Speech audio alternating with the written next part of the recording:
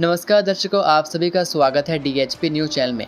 मैं हूं आपके साथ रोहित शर्मा और हिमाचल प्रदेश के आज की बड़ी खबरें और मुख्य समाचार आपको बताएंगे।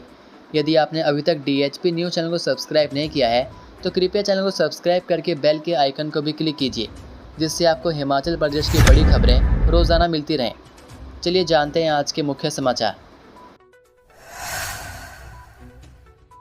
जन्म तिथि 1 जनवरी विवाद, जांच में सही मिले सभी 75 प्रवासियों के आधार कार्ड।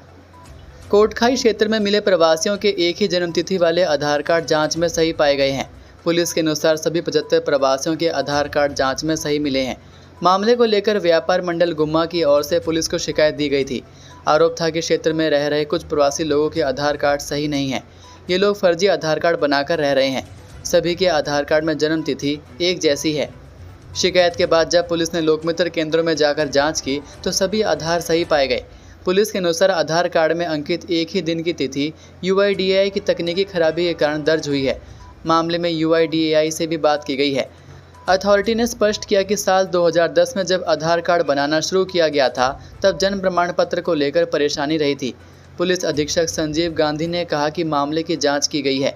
सभी के आधार कार्ड सही पाए गए हैं। हिमाचल के सिरमौर में हिंदू संगठनों का प्रदर्शन, वक्फ बोर्ड और घुसपैठियों का विरोध। हिमाचल प्रदेश की राजधानी शिमला के संजौली में उपजे विवाद के बाद प्रदेश के अलग अलग हिस्सों से विरोध प्रदर्शन सामने आ रहे हैं।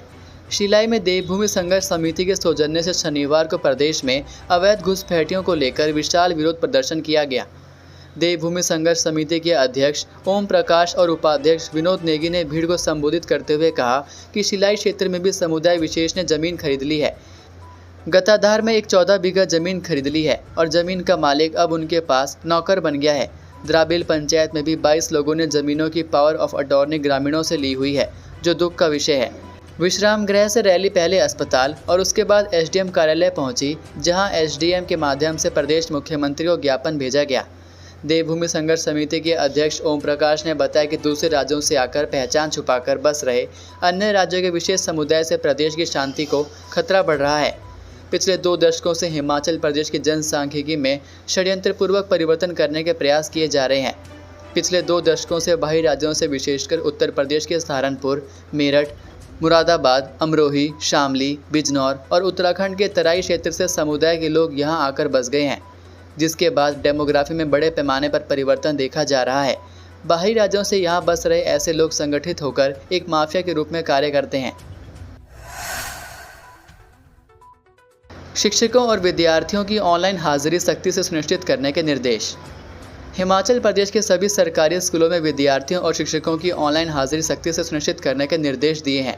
उच्च शिक्षा निदेशालय ने शनिवार को सभी जिला उपनिदेशकों को मोबाइल ऐप का प्रयोग करने के लिए पत्र जारी किए हैं। मोबाइल ऐप से हाजिरी लगते ही विद्या समीक्षा केंद्र में हाजिरी का डेटा ट्रांसफ़र हो जाएगा। इस जानकारी को निदेशालय के अधिकारी भी अपने कंप्यूटर सिस्टम से मॉनिटर कर सकेंगे। तकनीकी विश्वविद्यालय हमीरपुर में AI एंड मशीन लर्निंग सहित कई कोर्स होंगे शुरू। तकनीकी विश्वविद्यालय में जल्द ही artificial intelligence and machine learning, blockchain, cyber सुरक्षा, data science, internet of things, robotics, virtual and augmented reality में माइनर डिग्री प्रोग्राम शुरू किए जाएंगे। यह निर्णय शनिवार को आयोजित हुई तकनीकी विश्वविद्यालय के शासक मंडल की 29वीं बैठक में लिया गया। शासक मंडल की बैठक कुलपति प्रोफेसर शशि कुमार धीमान की अध्यक्षता में हुई। बैठक में हिमाचल प्रदेश तकनीकी विश्वविद्यालय हमीरपुर के शासक मंडल ने 32 प्राध्यापकों और 18 गैर शिक्षकों के पद को भरने के प्रस्ताव को मंजूरी दी। अब जल्द ही इन पदों को भरने की प्रक्रिया तकनीकी विश्वविद्यालय की ओर से आरंभ कर दी जाएगी। विधायक पूर्णचंद का आरोप, NHAI की लापरवाही से धंस रही है टनल। द्रंग से भाजपा के विधायक पूर्णचंद ठाकुर ने आरोप लगाया है कि डियोड में टनल के ऊपर जो जमीन धंस रही है उसके पीछे NHAI की लापरवाही है। यह आरोप उन्होंने शनिवार को डियोड गांव का दौरा करने के बाद पत्रकारों से बातचीत के दौरान लगाया। पूर्णचंद ठाकुर ने कहा कि जमीन धंसने के कारण जो गड्ढा बना है उसे भरने का प्रयास किया जा रहा है, लेकिन NHAI ने इस गाँव के नीचे से निर्माणाधीन टनल की खुदाई करने के बाद उसकी कंक्रीटिंग का काम बंद कर दिया है। ठेकेदारों को उनकी बकाया राशि न देने के कारण यह काम बंद पड़ा हुआ है और इस कारण टनल के ऊपर वाली जमीन धंस रही है। उन्होंने एनएचएआई को चेताया कि अगर एनएचएआई इसी तरह से जनहित के खिलाफ काम करती रही तो फिर जल्द ही उन्हें जनता के आक्रोश का सामना करना पड़ेगा। केंद्र सरकार और प्रदेश सरकार एनएचएआई के खिलाफ कड़ा संज्ञान ले। यदि समय रहते डियोड के पास पुख्ता बंदोबस्त नहीं किए गए तो इससे भविष्य में गांव को भी और सरकार को भी बड़ा नुकसान होगा। वहीं जब इस बारे में विधायक के आरोपों को लेकर एनएचएआई के प्रोजेक्ट डायरेक्टर वरुण चारी से बात की तो उन्होंने लगाए गए आरोपों को सिरे से खारिज किया। उन्होंने बताया कि अभी तक इस बात का कोई प्रमाण नहीं मिला है कि डियोड गांव में पड़ा गड्ढा टनल निर्माण के कारण ही है। यह जमीन किन्हीं और कारणों से धंसी है। बावजूद इसके यहाँ बने गड्ढे को भरने का कार्य शुरू कर दिया गया। एनएचएआई अपने दायित्वों का सही ढंग से निर्वहन कर रही है। वहीं गड्ढे को भरने के लिए अभी 3 दिन तक पत्थर के 60 टिप्पर और कंक्रीट के 15 ट्रांजिट मिक्सर डाले जा चुके हैं, लेकिन अभी भी गड्ढा भर नहीं पाया है। 19 सितंबर की शाम से शाहपुरजी पलौंजी कंपनी ने इस गड्ढे को भरने का काम शुरू कर दिया था। उम्मीद यही है कि जितना मटेरियल इस्तेमाल किया जा चुका है उतना ही मटेरियल और इस गड्ढे को भरने में लगेगा। कार्य लगातार जारी है और प्रयास यही है कि इस कार्य को जल्द से जल्द पूरा किया जाए। हिमाचल में पेयजल दरें बढ़ी, अधिसूचना जारी, जानिए किसे कितना देना होगा शुल्क। हिमाचल के ग्रामीण इलाकों में अब फ्री का पानी बंद कर दिया गया है और अब कम से कम 100 रुपये न्यूनतम बिल की अदायगी करनी होगी। बीते दिनों मुख्यमंत्री सुखविंदर सिंह सुक्खू की अध्यक्षता में हुई राज्य मंत्रिमंडल की बैठक में लिए गए निर्णय के बाद अब जल शक्ति विभाग की ओर से इसकी अधिसूचना जारी कर दी गई है। जल शक्ति विभाग के अतिरिक्त मुख्य सचिव ओंकार चंद शर्मा ने इसकी अधिसूचना जारी की है। जानकारी के अनुसार राज्य में अब निःशुल्क पानी की सुविधा बंद कर दी गई है। सरकार के इस फैसले के बाद से अब बिजली की तरह हर महीने पानी का भी बिल भरना होगा। जल शक्ति विभाग पानी के मीटर लगाएगा और हर महीने 100 रुपये पानी के लिए देना होगा। शहरी क्षेत्रों के लोग पहले से पानी का बिल दे रहे हैं। जल शक्ति विभाग लोगों को निःशुल्क पानी दे रहा था, जबकि वह खुद 800 करोड़ रुपए का बिल वह बिजली बोर्ड को चुकता करता है। जल शक्ति विभाग को योजना को चलाने में दिक्कत आ रही थी। हालांकि हिमाचल के ऐसे लोग जिनकी आय 50,000 से कम है या विधवा, एकल नारी, दिव्यांग व्यक्ति हैं, उन्हें आधा पानी का बिल देना होगा। हिमाचल का पर्यावरण बेहद नाजुक, विकास के नाम पर ना करें पहाड़ों की तबाही। पर्यावरणविद सोनम वांगचुक की हिमालय संरक्षण और लद्दाख में लोकतंत्र की बहाली की मांग को लेकर चल रही पद यात्रा शनिवार को मंडी पहुंची। इस यात्रा का स्थानीय संगठनों ने जोरदार स्वागत किया। सोनम वांगचुक ने बताया कि हिमालय पर्यावरण के नज़रिए से नाजुक है। इसका संरक्षण कैसे होना चाहिए, इसके लिए सरकार के साथ साथ लोगों को जागरूक होना आवश्यक है। उन्होंने कहा कि विकास के नाम पर पहाड़ों की तबाही का खेल बंद होना चाहिए। हिमालय की व्यथा को समझने की ज़रूरत है। अगर विकास जरूरी है तो पहाड़ों का विनाश नहीं होना चाहिए। सोनम वांगचुक ने लद्दाख में धारा 370 हटने के बाद लोकतंत्र की बहाली की भी मांग की। उन्होंने कहा कि विकास में स्थानीय लोगों की भागीदारी नहीं हो पा रही है। उन्होंने कहा कि सड़कें बनने से विकास नहीं होता है, विकास में स्थानीय लोगों की हिस्सेदारी होनी चाहिए।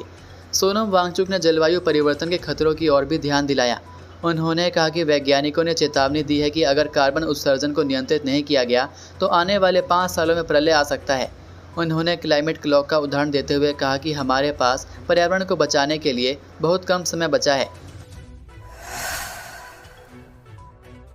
राहुल गांधी हेलीकॉप्टर से शिमला पहुंचे, बहन प्रियंका के घर ठहरे। विपक्ष के नेता राहुल गांधी भी शिमला पहुंच गए हैं। वे अपनी बहन प्रियंका वाड्रा के घर ठहरे हैं। राहुल गांधी दोपहर हेलीकॉप्टर से छराबड़ा स्थित कल्याणी हेलीपैड पहुंचे, जहां से कार में बैठ करीब 1:15 बजे प्रियंका वाड्रा के घर पहुंचे। यहां राष्ट्रीय कांग्रेस की पूर्व अध्यक्ष व सांसद सोनिया गांधी व राष्ट्रीय कांग्रेस महासचिव प्रियंका वाड्रा गत कुछ दिनों से ठहरी हुई हैं। पांवटा में महिला आईपीएस का कड़क एक्शन, शराब पीकर गाड़ी चलाने वालों के लाइसेंस जब्त। हिमाचल प्रदेश के पांवटा साहिब की डीएसपी अदिति सिंह ने शराब पीकर गाड़ी चलाने वालों के खिलाफ रात भर अभियान चलाकर सख्त कार्रवाई की है। महिला अधिकारी ने खुद सड़क पर उतरकर रात के अंधेरे में यह विशेष अभियान चलाया। साथ ही यह कठोर संदेश दिया कि नशे की हालत में गाड़ी की ड्राइविंग को बर्दाश्त नहीं किया जा सकता है। बीती रात डीएसपी अदिति सिंह ने ड्रंकन ड्राइविंग के खिलाफ पांवटा साहिब उपमंडल में लगाए गए विशेष नाकों का निरीक्षण किया। इस दौरान पुलिस टीम ने सख्ती से शराब पीकर गाड़ी चलाने वालों की जांच की और उनके खिलाफ मोटर वाहन अधिनियम के तहत चालान जारी किए।